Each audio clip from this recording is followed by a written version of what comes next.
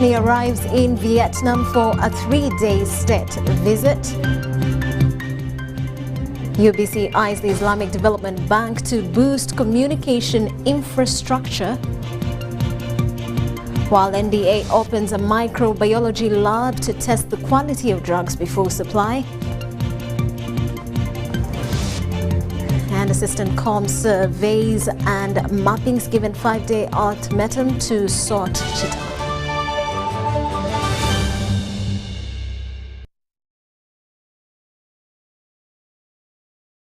Let's dig into it. President Yoweri Museveni has arrived in the Socialist Republic of Vietnam for a 3-day state visit at the invitation of his counterpart, President Nguyen Xuan Phuc. Now, at Noi Bai International Airport in Hanoi, the capital of Vietnam, President Museveni was received by the Chairman Office of the President, Lê Can Hai, the Minister of State for Foreign Affairs of Vietnam, Ambassador Nguyen Minh Hang, the Director General in charge of Middle East and Africa, Mr. Bui Ha Nam, and Chief of State Protocol, Nguyen Viet Zung. On the Ugandan side were the Minister for Foreign Affairs, General Haji Abubakar Jeje Odongo, Minister for ICT and National Guidance, Minister for Finance, Planning and Economic Development, Matia Kasaija, and Ntabazi Harriet, among others. While in Vietnam, President Museveni is expected to, among other engagements, hold bilateral talks with the host president at the Presidential Palace, witness the signing of agreements and different memorandum of understandings between the two governments. He will also officiate at the opening of the much-anticipated Vietnam-Uganda Business Summit and Trade Exhibition at Vietnam National Convention Center, Hanoi, under the theme Unlocking Investment Opportunities, and later meet with the Ugandan community in Vietnam.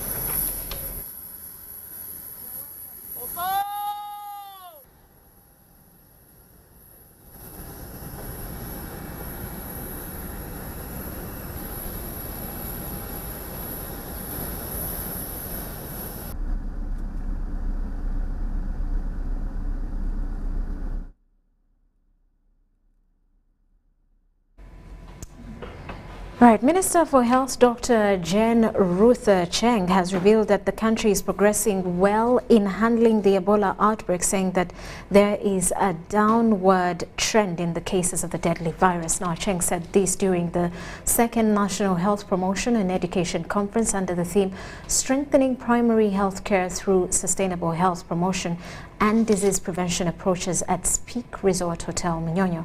As the minister emphasized that on the need of focusing more on preventive measures, especially empowering communities. During the conference, Cheng launched 4 strategies for community health and 1 innovation.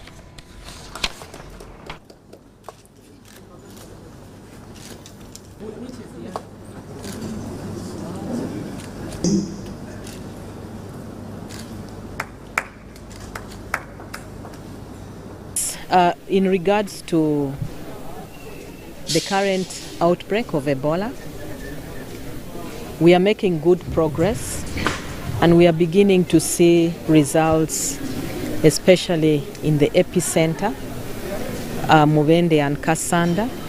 I want to appreciate His Excellency who restricted movements, because Ebola moves with people. If you have had contact or you are sick and you decide to move, you will take Ebola to the next place. Now, with restricted movements and emphasizing on risk communication in the communities, empowering the communities themselves, we are seeing a downward trend in the number of cases. For example, Mubende had made 18 days without any case until we got a case among the health workers. And since that case, up to now, there is no new case in Mubende. So if continuously we can count 21 days and give another 21 days, then Mubende will be dropped from the follow-up list, and that will be a plus for Uganda. Similarly, we are not registering new cases in Kasanda, we have gone nearly 10 days without any new case. And this is because of the efforts the communities are putting in, moving door to door, weeding out any case who has a fever or who has any complaint similar to Ebola to get tested. And those who have similar symptoms are willing to go under quarantine. That is the impact of a community intervention when they are determined to do something. We are also not seeing cases in Kampala, in the greater Kampala metropolitan area. Neither are we seeing cases in Masaka and Jinja. But that is yet too early to call, too early to talk about, until we move 3 weeks into no case seen in these areas. But I really want to assure Ugandans that we are making progress, and it is commendable progress. But they will indeed be noticed. Meanwhile, the Minister of Health, Dr. Jane Ruth Acheng, has tasked the National Drug Authority to ensure medicine testing and enforcement operations such that safe drugs are in place at all costs. This was highlighted during the commissioning of the Pharmaceutical Microbiology Laboratory in Mulago.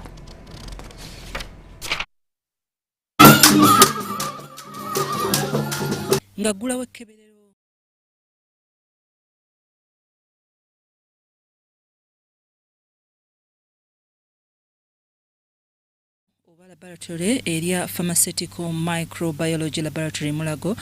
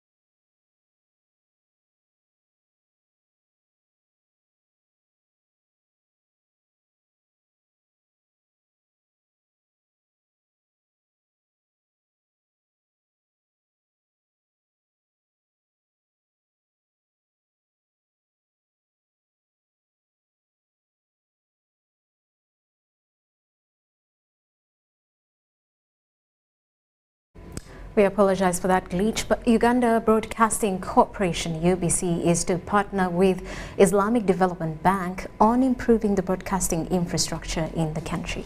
Managing Director UBC, Winston Agaba, says the partnership aims at getting a loan from the Islamic Development Bank to expand the free-to-air infrastructure to cover the entire country. He revealed the move as the officials from the Islamic Development Bank paid a courtesy call to the National Broadcaster Management to brief them on various projects they are undertaking across the country. A team from Islamic Development Bank has paid a courtesy call to Uganda Broadcasting Corporation management to brief them on various projects they are undertaking in the country. The team that was led by the Director Marketing and Communications, Dr. Ahmed, was accompanied by the Regional Hub Manager, Umar Idrisu, that outlined various projects that they have been funding in Uganda, ranging from road infrastructure, education and health. We are not here it has nothing to do with religion. Is that the mode of financing is Islam, is Sharia compatible, and the principle of the Sharia finance is that financing has to be fair, it has to be equitable, it has to be just. These are some of the principles. So it has nothing to do with religion. It's just the mode of And if you look at all the Abrahamic faith, Christianity, Judaism, they all condemn interest. Interest is not allowed. You see the case when Jesus went into the temple and he chased away the money changers and he turned around the tables. See, this is the essence that we are trying to, from the Abrahamic faith, we try to promote ethical, financing. That is where the Islamic, comes in. But our mandate is pure, development. The Islamic Development Bank started in 1975 to respond to the challenges of the developing countries. And the regional hub manager says the IDB is committed to supporting government of Uganda as it has been doing in the last 40 years. Set up the regional hub here in Kampala. A lot of countries were vying for it. But after discussion, deliberation, we were only 11 hubs and we have 57 member countries. But you see, the bank management in their wisdom decided that it will be in Uganda. And the Uganda hub will cover Uganda, Mozambique, Djibouti, Comoros, and Somalia. So this is a good plus for Uganda. And since our arrival here, the government and people of Uganda have been very, very supportive. The UBC management welcomed the partnership and says they will secure an interest-free loan from IDB to expand the free-to-air infrastructure project across the country and improve content. You found us in discussions of how to get support to make sure that we live to the mandate. Our mandate is so big, we are 100% government, just like the MD mentioned earlier before. But for us to be in position to actually achieve our mandate, we really need these partnerships. So we are happy if Islamic Development Bank can position us as your lead media agents, that we can also publicize and visualize all what you do in Uganda. And we are looking at synergies where this development funding that goes through government we should be able to tap into some of the areas we've agreed, areas of infrastructure, areas of renewable energy, and areas of content development. So we are looking at that partnership, and it should pay dividends not only to better content, development content, but also informing the Ugandan population as to what the Islamic development funding and banking is bringing onto the Ugandan market. Philip Aguta, UBC News in Kampala. Now, the Speaker of Parliament, Anita Among, has called for spirited action on inclusion of men and equal fight for rights while tackling issues of gender-based violence. The Speaker says joint action on gender-based violence should not only focus on women and girls, but also boys and men, since they are silent victims of the vice. The Anacholi region have maintained their position on the list of acts of gender-based violence. The report handed over to the Speaker of Parliament indicates that at least 48% of intimate partners in Buked region have been subjected to GBV, followed by 47% in Acholi, 33% in the Elgon, and 8% in South Buganda. As of the 2021 UBOS report, 95% of respondents had experienced either physical, sexual, or both violence by either partners, non-partners, and this from the age of 15 years. The survey further revealed that 47% of women face economic violence, while sexual violence by non-partners since the age of 15 stood at 55%, with 14% perpetrated by close relatives. Many times we are seeing in social media where girls are being defiled by their own relatives. Although both men and women are prone to acts of gender-based violence, women and girls are usually more affected given their status and cultural definitions. Society has placed more value on men than women, The power that men have and are given comes from attitudes, behaviors, norms, and expectations. The acts mainly highlighted in rural settings than urban settings have been attributed to reluctance in implementation of laws against the perpetrators and the impacts of COVID-19. It means the conviction rate is only 5%. When you do the mathematics, it means it will take almost 20 years to convict a rape perpetrator. In commemoration of the 16 days of activism campaign against GBV, Speaker of Parliament Anita Among called for equity in finding solutions towards elimination of gender-based violence. But men should also be brought to their responsibility. They should know what they are supposed to do. I'm also a man. It's not about the women alone. It's about the boys also.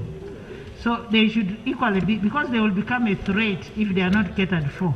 The 16 days of activism campaign commences every 25th of November, which is the International Day for Elimination of Violence Against Women and Girls. The men, if you are irresponsible, you are irresponsible. Thank you very much. You are leaving responsibility to the women. The official launch will be held in Budaka district on 10th December, which will be the Human Rights Day. Susan Naong and Gloria Guitabinji reporting for UBC TV. Wow, so nice.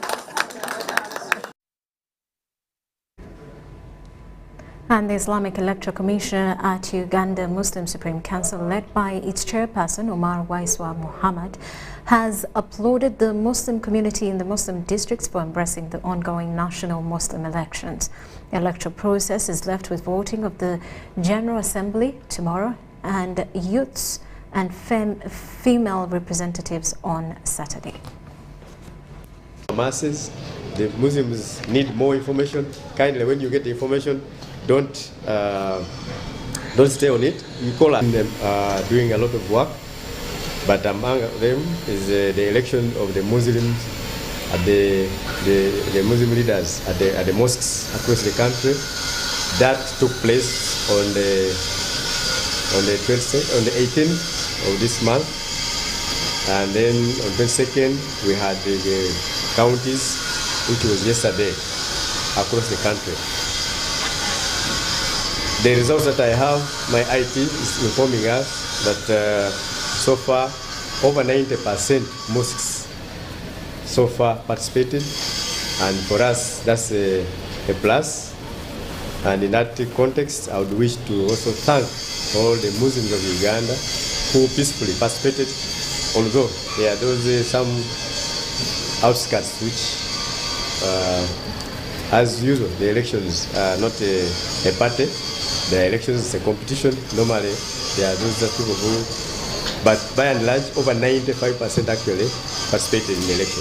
The 22nd yesterday, we had the 554 Muslim counties across the country participating in the elections. A few Muslim counties, elections have been suspended because of the reasons that the members are raising, some of which are not within our mandate. For example, right now, as I enter, I've been discussing the issue of Teso, Soroti Muslim County in Teso. There's a hot debate right now as we speak. People are still debating. They think we should give them a go ahead to divide the county into two so that they have a number of councillors represented at the district level. The climax is tomorrow. Tomorrow is the climax of this election. The election will be electing the members, the district councils are there, but they are going to elect for us the national leaders who are members of the General Assembly. That's our parliament of Muslims in Uganda. Thank you so much.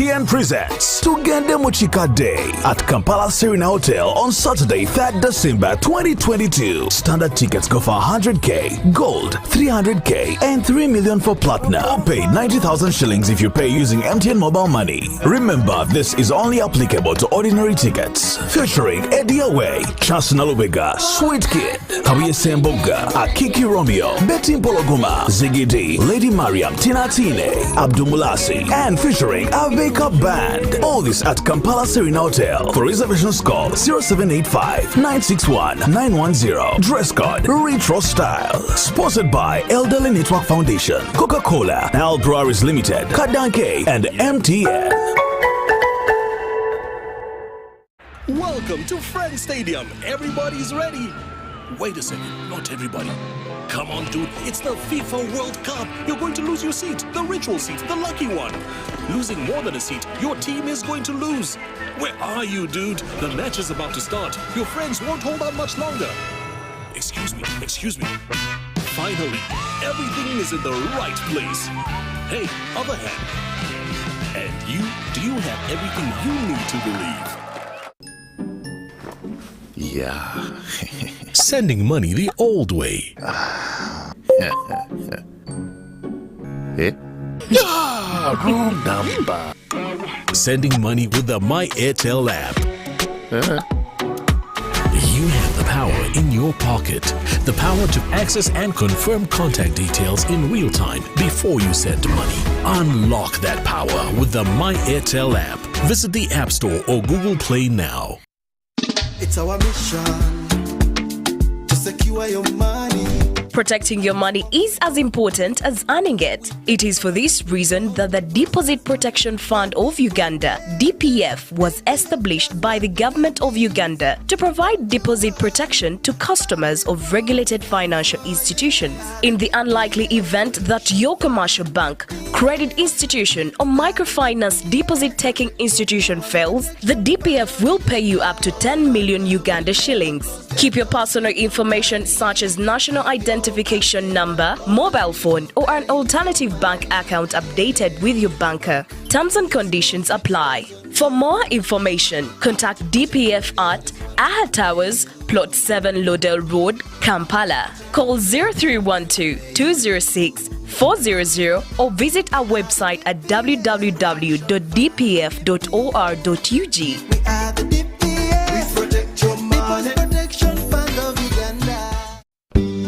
At Timex Nutrition Center, we advise you on the right foods to eat, exercise profile to adopt, and lifestyle strategies which are compatible to your blood group and genotype. This empowers your body to prevent and treat many diseases like diabetes, blood pressure, arthritis, ulcers, obesity, and many others. For more information, find us at our head office in Kampala on Nassa Road, Conrad Plaza, 2nd floor, or call 0758 819 952 or 0778 288 361. We also have other branches in Mbara and Jinja. Meet Professor Petero. He knows something every hustler in UG is gonna love. Just get Airtel Money Pay so that all money comes direct to your business wallet and only you, the owner, have access to it. Just dial *185 *10 hash and now you are on. No waiting. Yes, become a safer and more efficient cash-free business today. No mixing your business money with your Kameza money. Airtel Money. Instant, secure, borderless. It's true what people say, that when I wash and you wash your hands with soap, we'll have less infections as Ugandans. After all, it's hands that handle money. It's hands that feed us. Hands that prepare soil for farming. Hands that we use to learn. And hands that we use for fun. When I wash and you wash hands with soap, it means clean hands for all. This is a message from the National Hand Washing Secretariat.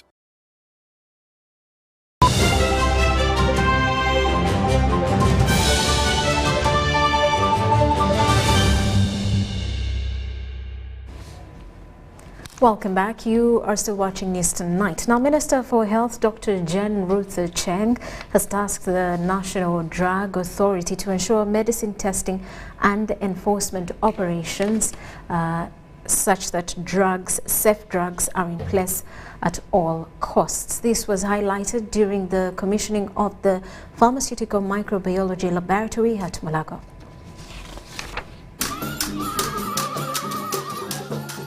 During the commissioning of a pharmaceutical microbiology laboratory, the Minister for Health, Dr. Jane Ruth Cheng, commended National Drug Authority for setting up a testing laboratory and asked the authority to use it effectively. I had opportunity to go into the lab and I have seen intravenous fluids, I have seen medicines being checked, I have seen the atmosphere checked and many other things. And that makes me feel safe that whatever goes into my body in the forms of medicines and fluids is safe and it is of quality. Cheng further urged the Minister of Public Service to recognize the contribution of the authority to the Health Ministry in regulating and monitoring drugs. When the Ministry of Public Service is given opportunity to visit National Drug Authority and see what it does in relation to life to support the health sector, they will understand why it is attached here. Because personally, I would not understand what intravenous fluids are doing in another ministry, being checked in another ministry. The board chairman of National Drug Authority, Meda Debitecherezo, appealed to government to consider it as a permanent authority under the Health Ministry to effectively execute its mandate. If you remove NDA from the health sector, you want us to don't make us a department under anybody's ministry, because we are not too small as a health sector to be under another ministry. What NDA does, 90% are human drugs, 10% is vet drugs, but they have the capacity. So we should not come up with another entity that is going to only do veterinary medicines. That's wastage of taxpayers' money. Everything should be done in the National Drug Authority. And I think when this comes to Parliament, we should be able to debate in that direction.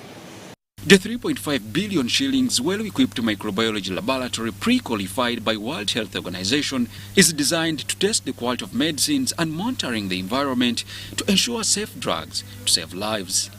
Joshua Kagoro, UBC News. And police is hunting for suspects who allegedly attempted to attack Nakulabya police station in Kampala. It is alleged that the station guard on duty spotted unidentified armed persons approaching the station. He opened fire against them, forcing them to flee, abandoning an AK-47 magazine with 7 rounds of ammunition. Deputy Police Spokesperson, Kampala Metropolitan Luke Owesijire confirms the incident. A team of officers at Nakulabya Police has foiled an attempt to attack their police station by unidentified persons. The incident happened today, Wednesday, at about 4 a.m. It is alleged that one of our officers was on duty as a station guard when he spotted an unidentified armed person approaching the station from the western direction. The officer immediately discharged bullets towards the alleged attacker, forcing him to flee, abandoning an AK-47 magazine with 5 rounds of ammunition. A team of investigators with the help of canine followed the direction of the attacker, but unfortunately they could not successfully trace for them. Investigations into the matter have commenced, aided by CCTV cameras, to try to identify the attackers and their movement. We commend the police officer on duty for the vigilance exhibited.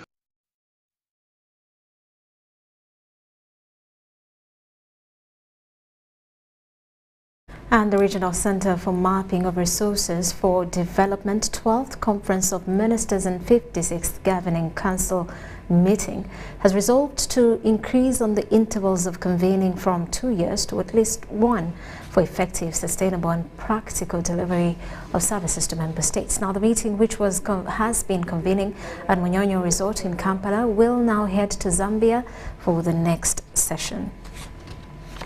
Open up, for example, and have a category for youth. A 2 days 12th Conference of Ministers and 55th Governing Council meeting, which has been convening in Kampala, has finally come to an end. we noted with satisfaction the good organization and smooth running of this event, the opening of which was honored by the presence of the Vice President of Uganda. The conference has not only tackled the issues concerning land and resources, but also highlighted the dangers coming along with the increasing world population. Has been a challenge and will continue to be a matter of great importance over the coming years. Apart from circling challenges, possible solutions were also suggested. When we look at digitalization of urban areas, a smart city brings together technology, government, and society. By fusing automation and Internet of Things with real-time analytic capabilities, city leaders increase the quality of urban services and citizen engagement while decreasing overall costs and resource consumption. The satellites, remember Uganda has just launched the satellite, and how to keep your data, how to improve your data, how to be far ahead in predicting the issues related to land, data relating to planning and the environment and the climate. So really this is the most relevant thing at the moment. Apart from attending the conference, the visiting delegation also did tour the Pearl of Africa and now departs as our good ambassadors. Judith Naure Nabakoba, Uganda's Minister in charge of lands, housing and urban development, is the incoming chair. Our work is going to rotate around seeing whether the plan is implemented, but also to actively remind member states to participate, because they need to participate to benefit from the services of the center. And the beauty with the center, they now have the capacity to move around.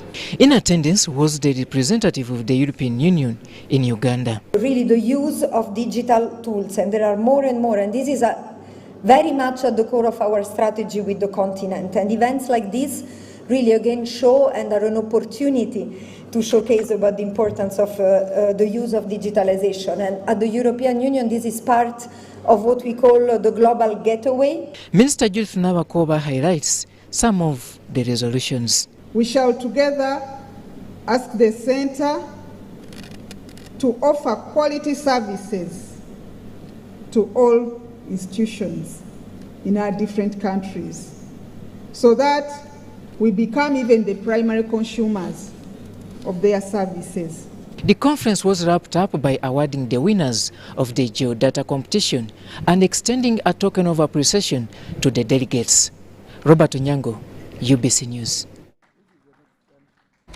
Meanwhile, State Minister for Local Government Victoria Rusoke has said government is committed to supporting district committees on adolescent health through the Departments of Health, Education and Community-Based Services.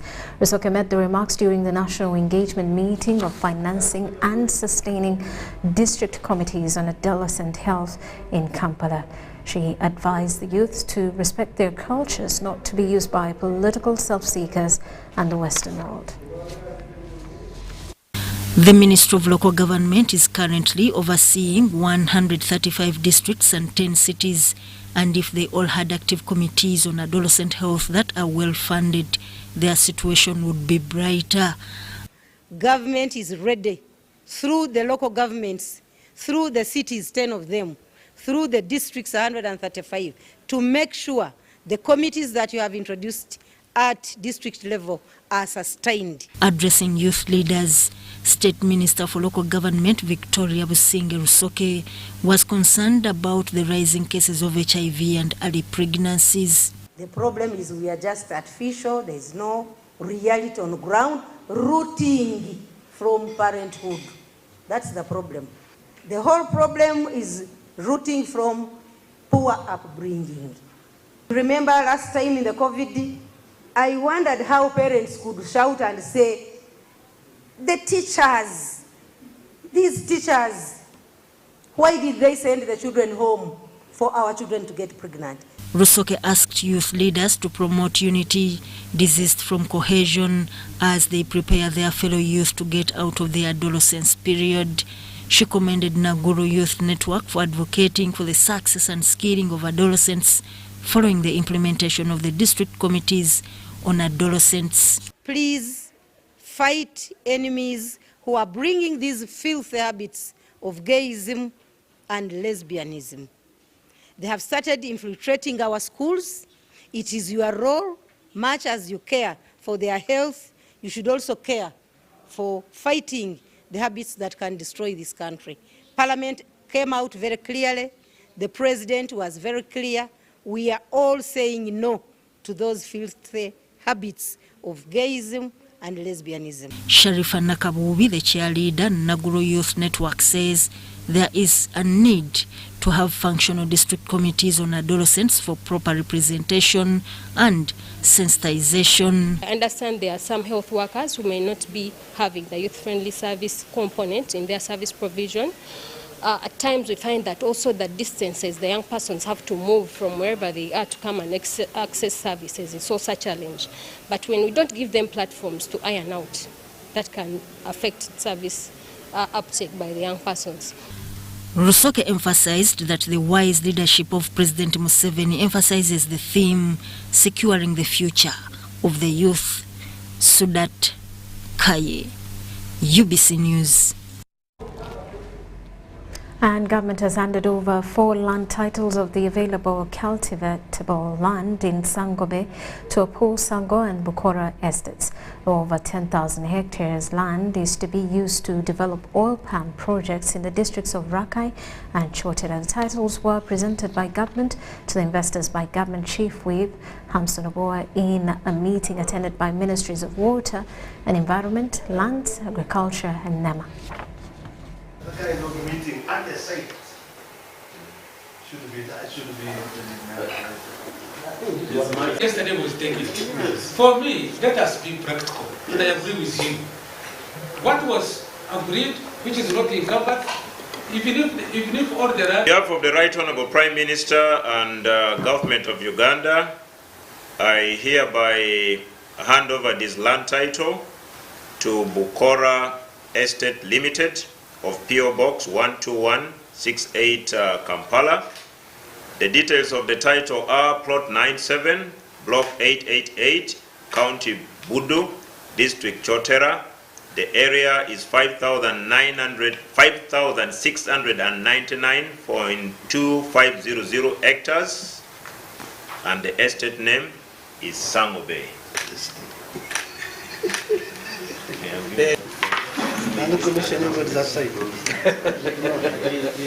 Where is the PS? He advised that And now the Minister of Lands, Housing and Urban Development, Sam Mayanja, has directed Opio Henry Ogenyi, an officer working in the Department of Surveys and Mappings, to manage issues raised in the petition of Sanywa Wawire and company advocates on behalf of Matovu Frank Sekwanjo. This follows a contradictory statement issued on behalf of the Commissioner of Surveys and Mappings regarding ownership of land comprised in Busiro Block 425 land at Chitala, Bemba, Bukande Kande, Wakiso District. Portland Registrar Geneva Natkunda has forwarded a land case between Matovu Frank Senkwanju and alleged individual officers under the disguise of UPDF to Justice Olive Kazarwe Mukwaya for hearing. The 1-acre piece of land claimed by individual officers and Matovu Frank Senkwanju is on Busiro Block 425. This follows contradictory information produced by Opio Henry Ogenyi, an officer working in the Department of Surveys and Mappings at the Lands Ministry. It is alleged that Opio Ogenyi gave false information to the Ministry of Defense and Veteran Affairs about the ownership of the land. My land was grabbed by UPDF soldiers. I'm wondering the army who should protect us with our properties. We are the one who protecting them. In a letter by the State Minister of Land, Sam Mayanja, Opio has been ordered to manage these issues within 5 days. Information availed in the Kalamazoo does not compromise the land claimed by the officers. They are there. It is protected by guns. So what do you want court to do for you? To give me a judgment, chase them away. According to the evidence provided by the Assistant Commissioner Surveys and Mappings at the Ministry of Lands, he received a team from the Ministry of Defence and Veteran Affairs that wanted to search and ascertain the history of the contested land, and the officers had land titles. Currently, temporary structures have been erected on the disputed land. Sudat Kaye, UBC News. And the High Court Criminal Division in Kampala has dismissed the prosecution's extrajudicial statement alleging that the accused Abubakar Karungi was involved in the conspiracy to kill Afande Mohamed Chirumira and his friend Restin Nalinya. Judge Mutonyi is dismissing the evidence, said the accused is making the document was not in accordance with the law. Abubakar Kalungi and Amuzamwebe appeared in High Court Criminal Division in Kampala. In the last court sitting, the accused Abubakar Kalungi denied the evidence presented by the prosecution, alleging that he admitted knowledge about the plot of killing ASP Mohamed Chirumira and his friend Restin Nalinya. Prosecution confirmed this when it produced a caution and charge statement made by the accused Abubakar Kalungi before Magistrate Robert Mukanza of the Buganda Road Magistrates Court in Kampala. Then Judge Margaret Mutonyi, after hearing the arguments from all sides, agreed with the accused Abubakar Kalungi that he was coerced into admitting that he knew about the plans of murdering ASP Mohamed Chirumira and Restin Nalinya. In the result, this court is of the view that A1 never appeared before Buganda Road Court for recording of the extrajudicial statement, but even if he did, the document is a useless piece of paper with no evidential value, as it was never interpreted to the suspect, who clearly indicated he understands Luganda, not English. Court also noted that the accused was read that document in English when he had stated that he knew Luganda, which violated his rights as the accused. Who would expect a senior principal judicial officer to make serious errors in recording an extrajudicial statement, if at all he recorded it like in the instant case? To avoid the abuse of the whole process and miscarriage of justice, the vernacular version should be recorded first to confirm that the recording officer understands well the language of the suspect. Judge Margaret Mutonyi dismissed the evidence of the document from the prosecution as it was full of lies and violation of the rights of the accused. This would enable court to satisfy itself that the communication about the charge and whatever the suspect stated was in the language he understood. The accused's lawyer Zephania Zimbe welcomed the court's verdict. So the document cannot be considered as evidence or as a confession to convict the accused persons. Therefore, court has ruled that it is a useless piece of paper with no evidential value, and it cannot be considered as evidence to convict the accused persons. Court will resume on 30th November 2022 for prosecution to produce the last witness. Abubakar Kalungi and Amuzamwebe are accused of involving in the murder of ASP Mohamed Chirumira and his friend Restin Nalinya in September 2018 in Bulenga. Deborah Namamonde, Susan Nabogode, UBC News. Government has reiterated its stance on ensuring that medical workers prioritize professionalism and patriotism while serving before profitability. Said Minister for Higher Education Dr. John Chrysostom Muyingo's emphasis on professionalism and patriotism came as he presided over the 8th graduation ceremony of the Medical Laboratory Training School in Jinja. Over 400 medical workers have graduated and been awarded certificates and diplomas in medical laboratory at Medical Laboratory Training School in Jinja.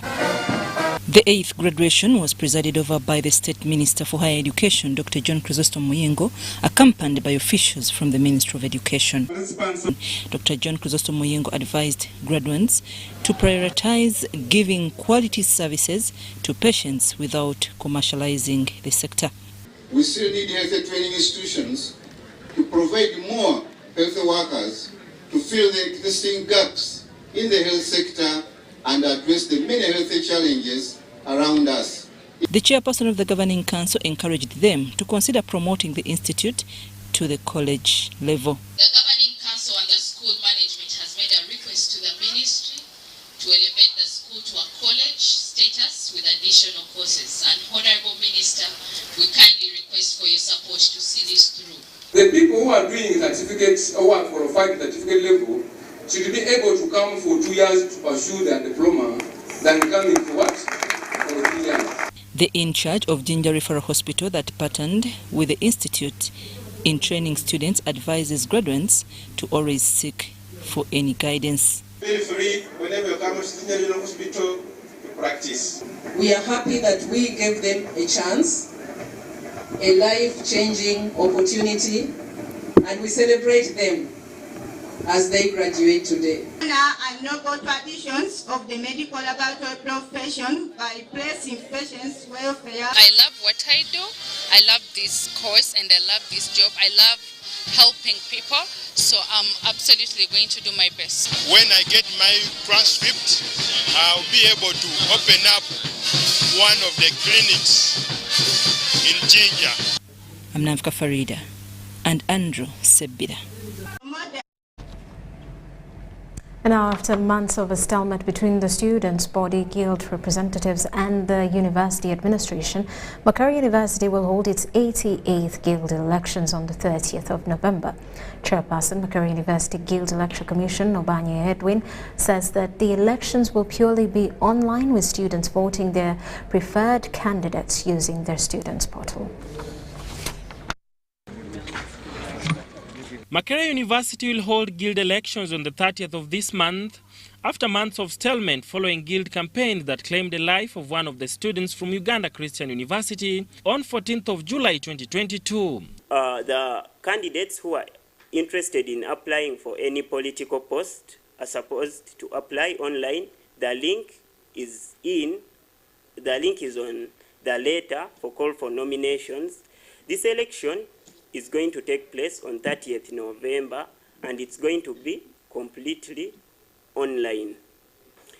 Students are reminded to update their details on the student portal, and the deadline for updating is today at 11:59. Unlike previous elections, this year's guild elections will purely be online, with students voting their preferred candidates from their respective students' portal. So for applications, we issued out our nomination forms on the 21st, that was Monday, and we provided on that nomination, that nomination letter is containing a link where you're supposed to go and you visit that link and it will provide to you all what you're supposed to do.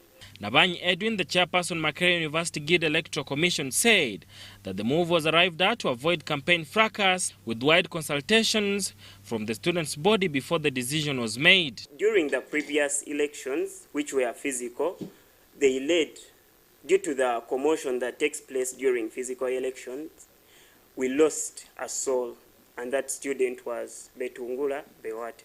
We have done a lot of sensitization, and the university is very much aware of whatever is going on in the election process, because they already have a roadmap that we are following.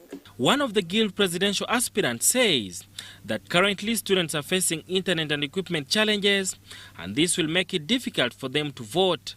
When I say I have concerns about the transparency, the credibility and the preparedness of management and the university to organize that election in a manner that will guarantee the students the safety of their voice when they communicate. However, as a candidate, like you have asked, I am left with no choice. Because some of them right now, you're telling them you're going to vote next week on Thursday, on Wednesday, and they're telling you, how is it done? What should I do? Actually, yesterday we had the thing of you have to update your portal. Some students did not know about it. So you, who is an aspiring leader, you have to take the initiative to go to your people in the constituency and tell them this is how you're supposed to do it, and this is how it's supposed to be done. Sada Mubale, UBC News, Kampala. With that, we take a quick break. We return with business news. You are watching News Tonight.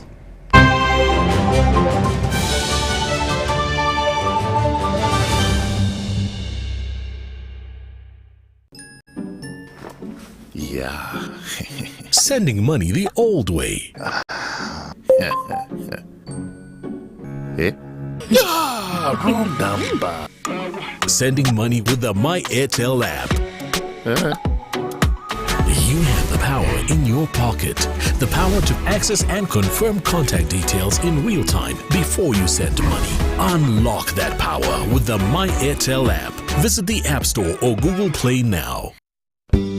At Timex Nutrition Center, we advise you on the right foods to eat, exercise profile to adopt, and lifestyle strategies which are compatible to your blood group and genotype. This empowers your body to prevent and treat many diseases like diabetes, blood pressure, arthritis, ulcers, obesity, and many others. For more information, find us at our head office in Kampala on Nassa Road, Conrad Plaza, 2nd floor, or call 0758 819 952 or 0778 288 361. We also have other branches in Bara and Jinja. It's true what people say, that when I wash and you wash your hands with soap, we'll have less infections as Ugandans. After all, it's hands that handle money. It's hands that feed us. Hands that prepare soil for farming. Hands that we use to learn. And hands that we use for fun. When I wash and you wash hands with soap, it means clean hands for all. This is a message from the National Hand Washing Secretariat. Get connected today with the My Airtel 4G smartphone, the most affordable smartphone in Uganda. You get to enjoy free 1 GB for 1 whole year. My Airtel 4G smartphone, your best value for money. Visit the nearest Airtel outlet today and get one at only 250,000 Uganda shillings. Airtel, the smartphone network.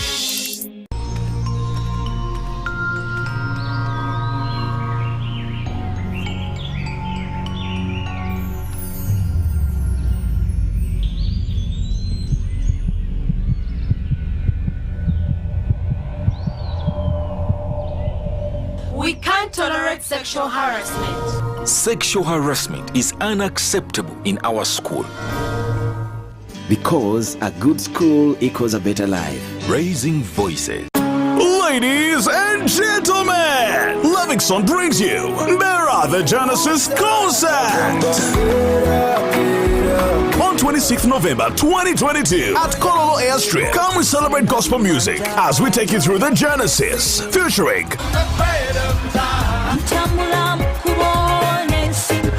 ordinary tickets at 20,000 shillings, VIP tickets at 50,000 shillings, and a table of 10 at 2 million shillings. And the first 1,000 people who will buy a ticket via MTN mobile money will get a discount of 5,000 shillings on each. Don't forget, people with disabilities enter for free. Livingston Live in Bera the Genesis concert is brought to you by Plascon, Fenon, Coca-Cola, Maestro Studios, UNCC, Tress Gospel, Design Consult, Diesel Money, and MTN.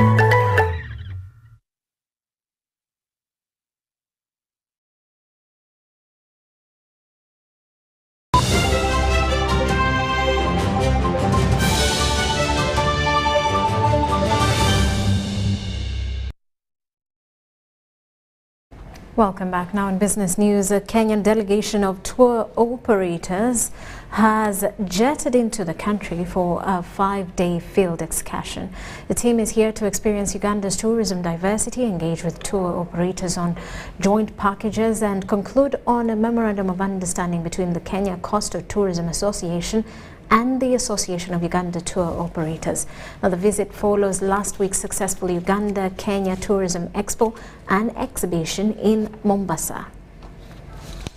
Most of us who have come here are dealing with the Kenyan market and also the European market. And what we are looking at is we're looking for linkages for us to be able to extend the stay of our guests. Because most of our guests who come down on the coast come for a package tour, maybe for a week or 2 weeks, but then in between those 2 days, we get a lot of requests for gorilla, for source of Nile, for chimpanzee. Previously, it was impossible to to even think of packaging that, because then, the flight issues, linking from Mombasa to Nairobi, then Nairobi to Entebbe, it was such a mess. But we thankfully now have Uganda Airlines, and I believe they are here. And of course, I want to assure you that Uganda Airlines will, of course, play a role and its part to promote tourism, because we are an enabler of business and trade and also tourism, because one of its plans for revival was to make sure that we sell Uganda nationally and also internationally. We are here. We thank you for the welcome.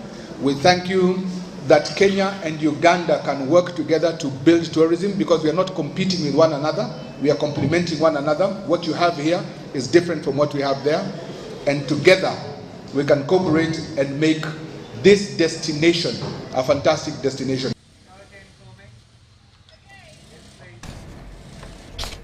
The National Social Security Fund, NSSF, and partners have unveiled an all-women accelerator program.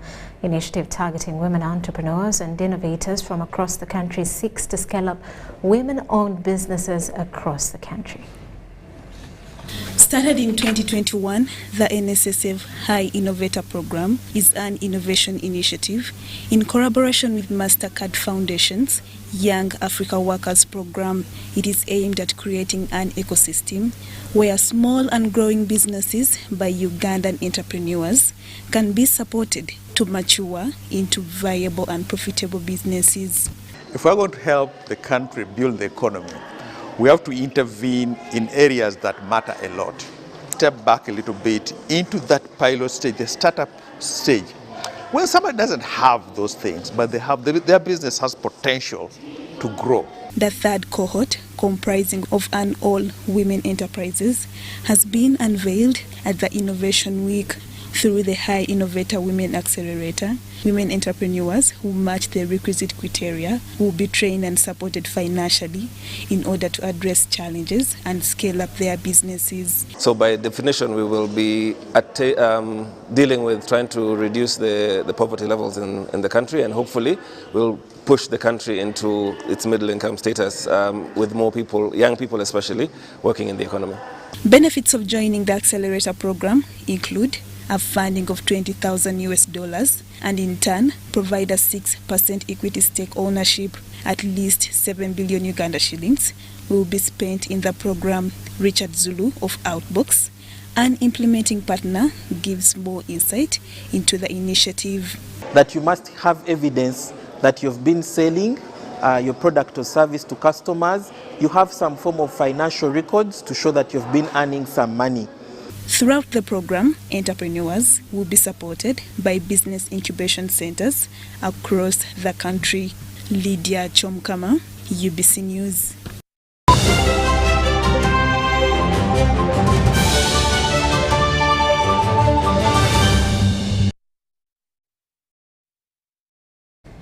Now in sports, Uganda Dance Sport Federation has added 16 judges to its human resources desk. These have been advised not to rest on their laurels, but rather seek improvement till global status.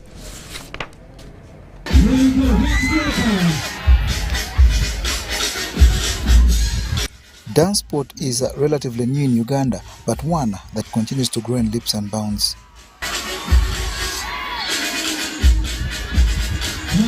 From the over 120 districts covered and 400 schools involved, the sport is now targeting human resources, the latest being judges. These judges, whose knowledge on musicality, technicality and physicality were tested, are expected to play a big part as Uganda targets representation at the 2024 Olympics in Japan. These are going to be our national judges who can be able to apply for the continent and the world levels, and on top of that, they're going to help us to train other judges in the region and communities. This move has been appreciated by two key sports bodies, Uganda Olympic Committee and National Council of Sports, whose supremos graced the certification ceremony of the 16 judges. It's very clear to me that the Uganda Dance Sport Federation has all the elements for success. And what are those elements? One, You have a home. So congratulations on having a home. You have a secretariat of very energetic, qualified people. Congratulations on that. You have a strategic plan. Congratulations. You also have a plan to work with the schools, which I think is very vital. My son, what he likes and what I used to like as sports are a little bit different. And urban sports and the likes of down sport are very, very interesting for this. It's called the Gen Z, the new generation. So we are lucky that we have a vibrant dance sports federation. The judges' course attracted 25 participants, 16 of whom passed, with Mukasa Nathan Maega the best. I was very, very, very inspired when I saw Uganda Dance Federation, the Uganda Dance Sports Federation, coming on the board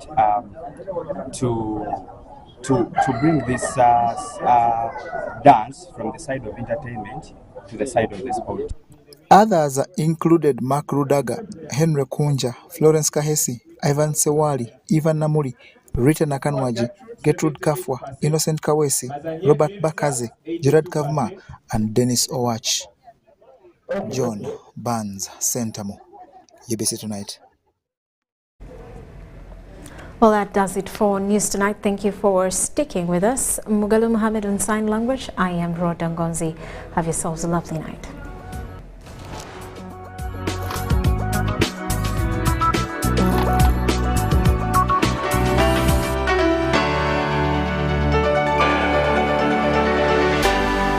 UBC, inspiring Uganda.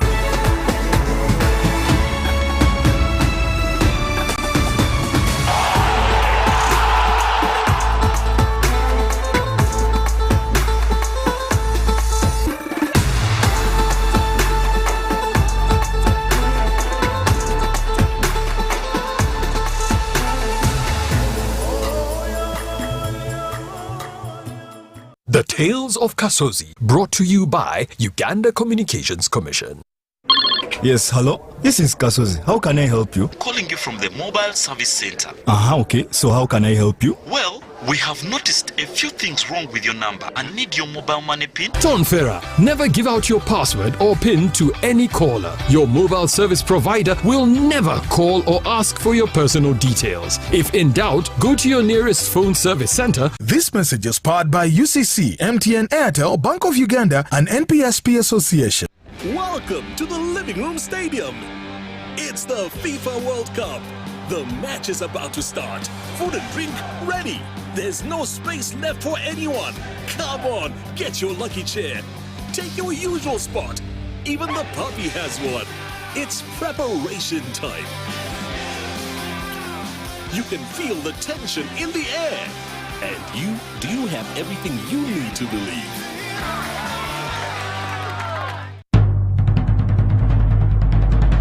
The Ministry of Health informs the public that there are confirmed cases of Ebola in Uganda. We, however, urge the public not to panic as the situation is being managed. The Ministry of Health further reminds the public to be on the lookout for any persons who may show signs and symptoms of Ebola. These include high body temperature, abdominal pains, diarrhea, vomiting, bleeding from the body openings such as the nose, eyes, and mouth. Please inform the nearest health worker immediately if you see anyone with these signs and symptoms. To prevent Ebola from spreading further, please take the following preventive measures: regular washing of hands with water and soap, avoid handshaking and hugging, avoiding any contact with any suspected Ebola patients. Any person who dies suddenly should not be buried but reported to the nearest health worker or